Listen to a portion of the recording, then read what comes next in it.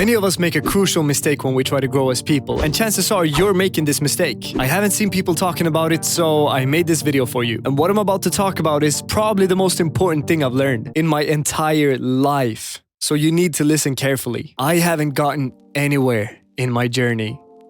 I have so much to learn. I tend to remind myself of this quite often. This is what you need to do as well. Most people forget it. You have to never consider yourself as someone who's starting to figure things out. Because having things figured out means two things. Firstly, it means that your ego is satisfied. Your ego loves to feel like you know it all. You finally made it. You've become the ideal version of yourself. Feels great. And secondly, it means that you won't grow any further. You won't learn more or change your perspective because you're convinced that yours is correct. Or you might, but it will take a long time. You need to always, and I mean always, stay a student. Even if you become some sort of master, you will never be truly great unless you always consider yourself a student. You have to always look for things to learn related to the skills you want to improve. This is probably one of the most important mindsets you can ever learn. It's something I think about almost daily. Be a student. Be the guy that keeps on learning, even when everyone is telling him that he's so good at what he's doing. And when people start telling you that, that's when it really gets challenging, because that's when the ego comes into play. As I said earlier, the ego will be satisfied once you stop being the student, but that will keep you from growing. Do you know how much your ego starts getting in the way once you get good at something? Because people start telling you that you're good and you keep getting it confirmed, so you feel like you're already great. Compare these two examples. Everyone around this one guy keeps telling him that he's the best at playing guitar. He feels like he has truly mastered it, and he's very proud of the fact that he has finally mastered the guitar. Then there's this other guy who's equally good, but no one's really telling him that he's good because he mostly just sits at home and plays. And he played with some of the best guitar players around, and they all told him, you got potential, but you got some stuff to work on. Which one of these two people would be ready to learn more? Always be the student, because the student will always exceed in skill. While the guy who thinks he has mastered something is bragging or showing off his skills, the student is at home, practicing.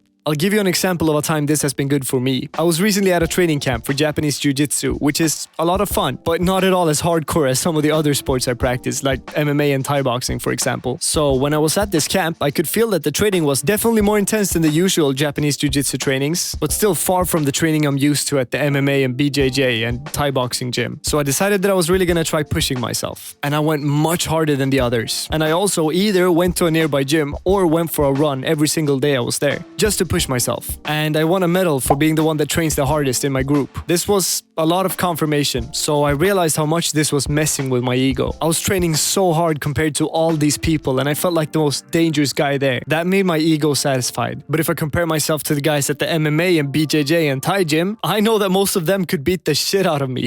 My ego liked it when I compared myself to the people around me that I was outperforming, and that was about to keep me from getting better and doing the techniques better, because I looked around and I felt like I pulled them off better than most people around me. And I always try to think with every technique, how can I do it better when I perform it? But I realized these other thoughts started to creep in. My mind was starting to go like, I'm doing this one correctly now. I can't do it much better. Since I was looking around at some people that really weren't performing the techniques properly, I compared myself to the wrong people. So realizing how much my ego liked this, first thing I did when I got home from the camp was that I took a walk in the sunset with my journal. I went to my favorite bench for journaling and I sat down and wrote, I have to work on my ego. How can I improve the way I deal with it? What can I do better? And how can I improve my Japanese Jiu-Jitsu skills? Now, I was very close to not doing this because my ego almost got in the way. I stopped thinking like the student for a moment because of the confirmation I received. But who do you think will get the furthest? The guy that does well at a training camp and goes home to celebrate, or the guy that does a good job but goes home and the same day starts writing about what he could have done better and starts planning? You need to always be the student, not only when you're new, also when you're advanced, especially then. Always perfect the details of the most fundamental things, even when you've been doing it for 10 years.